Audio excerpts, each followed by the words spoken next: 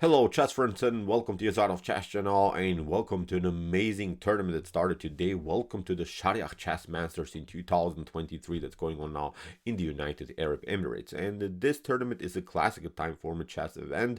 We'll see a Swiss format of 9 rounds in classical time chess, and I think the starting list is quite attractive. Look at this. We have here the top-rated Parham Maghsoodloo. Gukesh is here. Gukesh already a rising star. Vidit Zantosh Gurati here's always interesting player to follow. Yu Yang is here. Sugirov really also attractive player to follow. Hans Moke and Niemann is here, and Ray Robson is here. I really love the fact that Ray is playing here this event.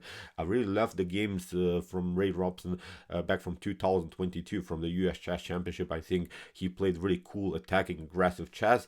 Arjun Ergaisi is here, always a fascinating player to watch, but also Prago is here. Incredible chess event it will be for sure. I'm not sure who will win it, but I think we'll see beautiful tactical battles, great attacking ideas, maybe even cool theoretical novelties in an early stage of the game. So in my opinion, really epic, beautiful chess event worth to follow. So we are starting now the round one with already, this could be already the game of the tournament, because Hans Moke and Niemann pulled off here one of the sickest ideas that I've seen so far in this year.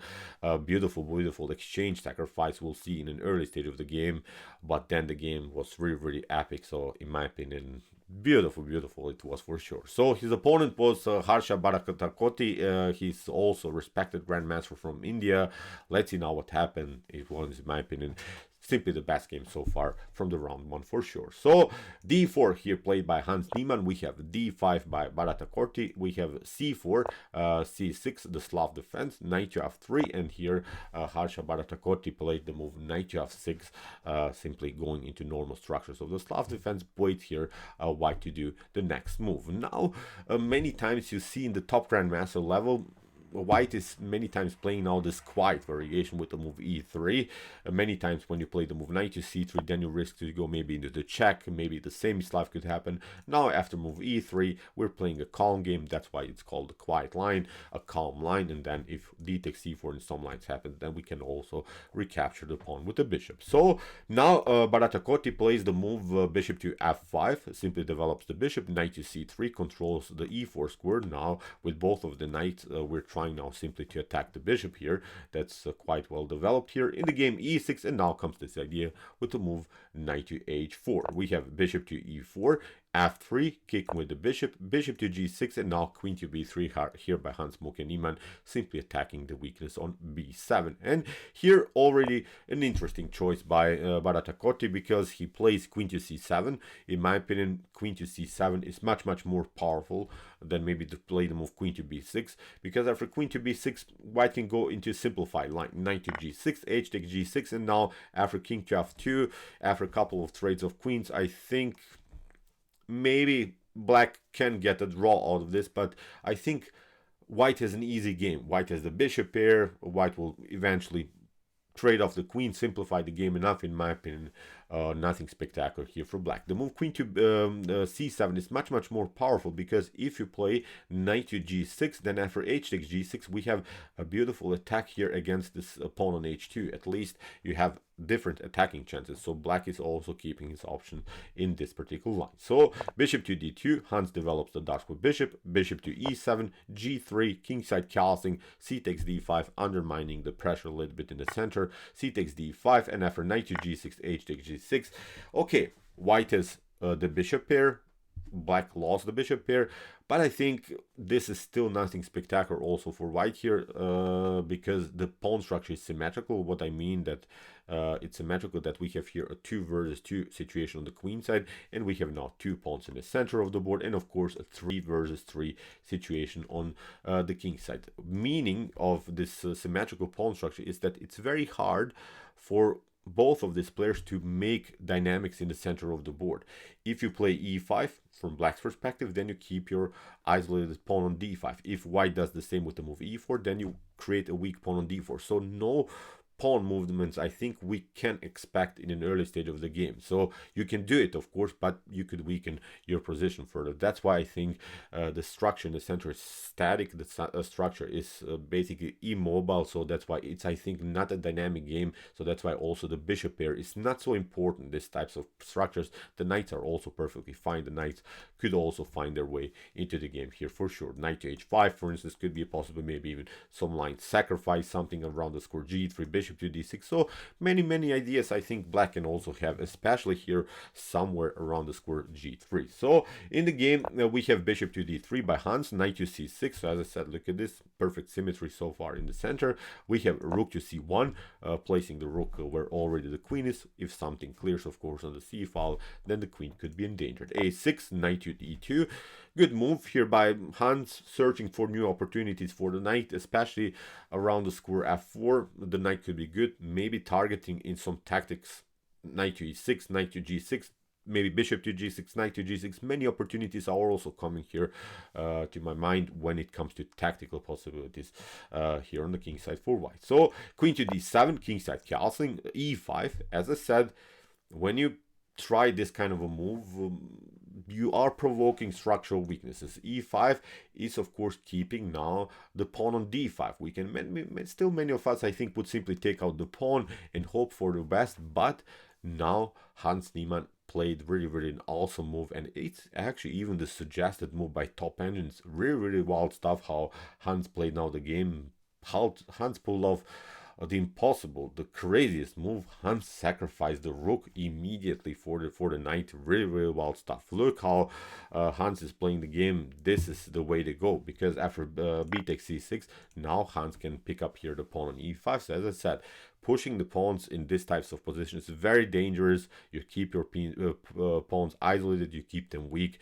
Now Hans has the minor piece and the pawn as a compensation for the rook, but gained also down extra tempo, so black needs now to lose extra time in order to get back with the knight. So I think it's a decent compensation. The engine gives here equal chances for both sides, but I kind of feel that black is getting pushed away, and white can also make something to happen here with this 5 versus 3 situation on the king side by pushing the pawns here, creating this pawn majority attack. So very interesting idea here by Hans Moke Niemann, sacrificing the rook in an early stage of the game. So, but you have to now prove your, of course, sacrifice. Here Hans Moke Niemann played the move queen to a4. Bharathakoti played the move rook to d8. We have bishop to a5, attacking the rook, and here Bharathakoti tried the move c5, which wasn't so good. That's the first really inaccurate move that also the engine suggests, and I couldn't really think why in the beginning why would this move be a mistake, because I think first I thought at home when I analyzed the game that this is perfectly fine because you're trading off the queens, and you should actually trade off the queens because you're up the exchange and want to simplify the game. But here I think Hans Niemann had really a deeper idea, a beautiful idea that you understand in the next couple of moves. Here Hans Moke Niemann played on a beautiful paralyzing idea. Pay good attention how he's playing the game. Really interesting choice here by Hans. He plays now simply bishop to c2. A better idea, let's see first the better idea here for black. Instead of a move c5, it's better, I think, to simply attack the pawn on b2, because if you play something like bishop to c3 to step back, now bishop to c5, and now suddenly also black is activating the pieces. You can maybe lock it, but now look at this, that knight is coming to the game, knight on e6, and I'm not sure anymore about this position. But okay, here after move c5, here bishop to c2 was played by Hans Niemann, and here Bharathakoti was probably very happy to simplify the game by trading off the queens. But look at this now, after bishop to a4, rook to b8 that black played, now Hans simply attacked now the rook, and after move bishop to c6 we have rook to a7, and now suddenly the rooks are disconnected. They're not as compact as they used to be.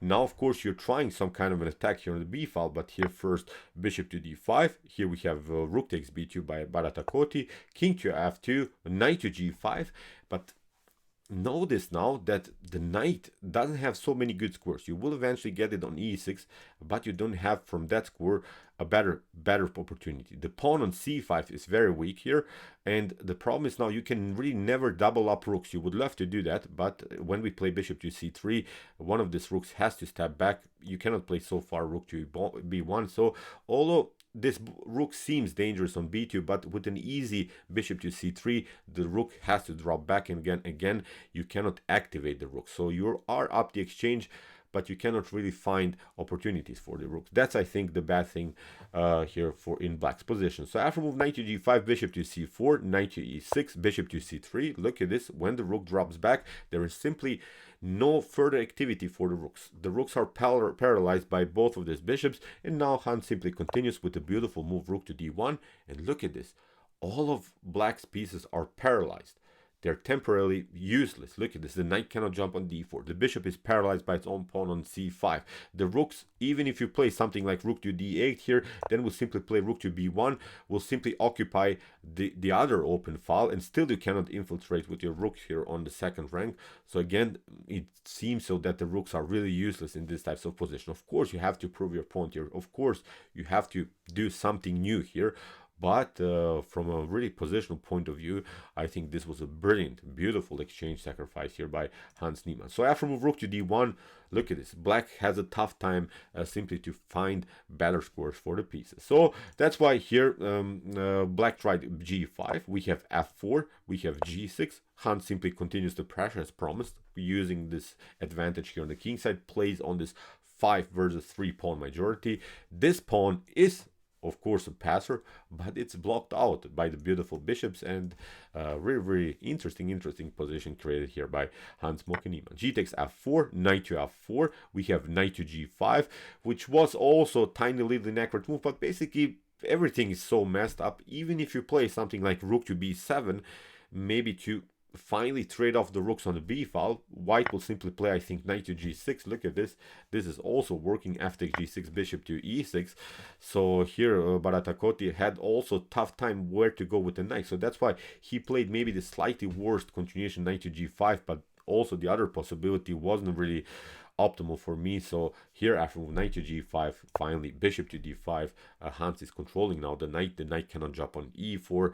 This was of course the serious threat, knight to e4, creating the fork against the king and the bishop, so it's not working.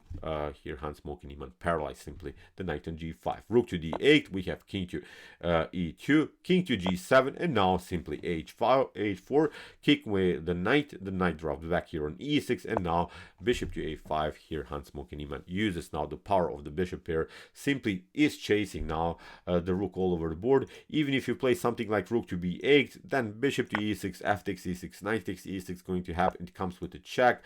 Knight to f4, you can maybe pick up here this one, but this pawn is rolling. So very awful position here for black. The engine, for instance, in this position gives here +2 advantage for white. So although this was maybe visually a slightly better continuation, still it's a messed up position here for Bharathakoti. So after move bishop to a5, black decided to give simply back the exchange here. Bharathakoti realized that, okay, I made maybe mistakes. I will try now to settle for a draw somehow. Still, I have my dangerous passer on the c file. Maybe I can do something with it. But of course, Hans is taking over now. Rook to d5, rook to b7, g5, rook to b1. Now Bharathakoti is trying to get the rook, of course, behind the pawn, especially targeting the weak pawn on h4. But in the game here, rook to d1 was played by Hans Moke Niemann, although probably the slightly better way is to play rook to d7, getting your rook on the 7th rank, and then there are of course some threats of knight to e6 maybe if you move the bishop. So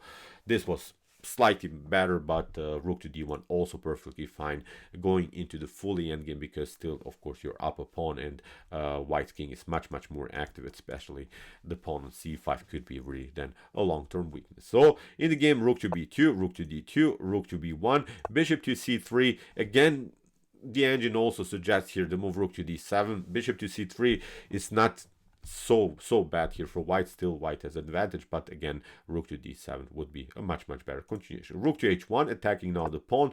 Now Hans played rook to d7. Finally, we have king to f8, bishop to e1, protecting simply the pawn on h4. We have c4. Here Bharathakoti tried to push his passer on the c file, but it's not working because after knight to e6, f takes e6. Here Hans played simply rook to c7, attacking simply the weak pawn. We have king to e8, and now after move rook to c4, basically it's not a one-way ticket, of course, in white's favor. So king to d7, rook to a4, a5, bishop to a5, rook to h2, first a check, king to d3, king to d6, king to c6, pardon me, bishop to e1, and after bishop to c5, here in this position, actually Bharathakoti resigned. So what's the point here? After something like rook to c4, you can play king to b6, but now a4, and there's nothing that can be done. The threat is, of course, even if you continue maybe with something like rook to h3, then bishop to a5 is simply solving all of the positional problems. If you play something like king to c4, if you pick it up, of course, then we'll simply take out this one. All of these pawns will fall. If you play something like king to c4, then you play this idea, bishop to b4, getting rid of this piece. You can maybe deliver one check, but now we drop back and the game is lost here for black. But simply too much material, of course, has Hans Moke Niemann has here. The pawn on h4 is protected. This is a weakness. All of these pawns were weaknesses, so it was a beautiful, beautiful game here by the American Grandmaster. I really loved in the beginning this sacrifice.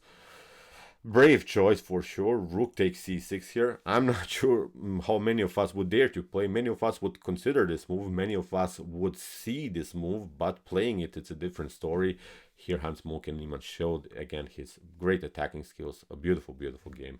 It was for sure in the round one of this beautiful chess event. Okay, I hope that you enjoyed this game. Interesting ideas of the quiet variation. This game supposed to be quiet, but it was never quiet because of this tactics. If you want to see more Hans Moke Niemann games, check out also here my commented chess games that I've covered already here on my YouTube chess channel. Here's the link of our playlist, and if you like this content, don't forget to subscribe to my channel. See you soon with some more videos, and what to say. Chess is the best, of course.